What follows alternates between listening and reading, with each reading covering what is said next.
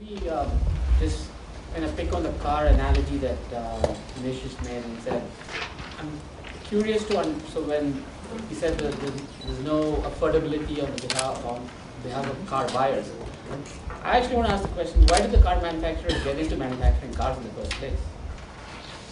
Did they not study this? What was the thought process then, and what's changed? Because the fact of the matter is that there are new car manufacturers coming in almost every month. So what are we missing here? Now that in some sense kind of sums up what I think we're going to be talking about. It's almost a very basic question. If your customers did not ever have the ability to pay, why was a rational business decision taken to get into a legitimate for-profit business? Just in terms of background, so I represent an organization called Springboard here, which is a fairly new organization. But this organization, as I call it, is in some sense it's an ideas lab. It's a work in progress. It's a for-profit entity. Don't get me wrong, but to try and find solutions to this who pays conundrum. It's essentially an organization that's in the student loan, skills training financing business. So are we deploying our capital as loans? Yes.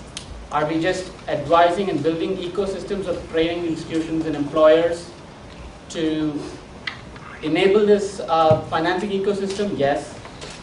Do we have foolproof methods to perform credit risk evaluations and recover loans? No, but we've got a few ideas that we're testing. Today we've given out about, so it's the organization about 6 months old. We've given out about 200 loans based in Mumbai.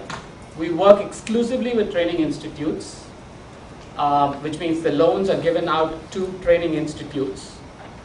Various forms. Sometimes it's given right at the beginning of training.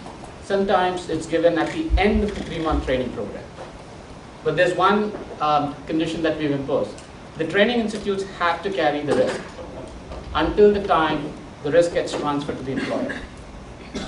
So the training institute carries this risk of the person that they have assessed and shortlisted for training, that they believe can be repaired and cured and be put in the jobs ecosystem.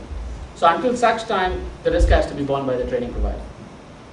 After that, we work with the employer ecosystem, and that's where I think the point that Rajesh made earlier about how we're all missing the point about organized versus unorganized jobs here. Because for us to be able to be in business, we can only work with the organized employer ecosystem. And with the employers, we have certain ground rules that we work with, which is where we say the employer does have to deduct repayments through the payroll, which means there has to be a payroll in the first place. Second, no more than at most 30% of the monthly or annual wages will go into repayment of the training loan. And we try and do it as within a 9-month repayment schedule, but at most it's a 12-month repayment schedule. So I guess it goes back to an earlier point that was made about how there is people are willing to pay up to 3 times the cost, 3 times a monthly wage as the cost of the training program, which kind of confirms with some of the rules that we work with. So that's the broad framework in which we're working. We are willing to risk some capital and come up with some ideas for this. But these are some basic principles that we work with, and we are hoping that we will find some answers to this who pays question, which can hopefully catalyze this entire industry.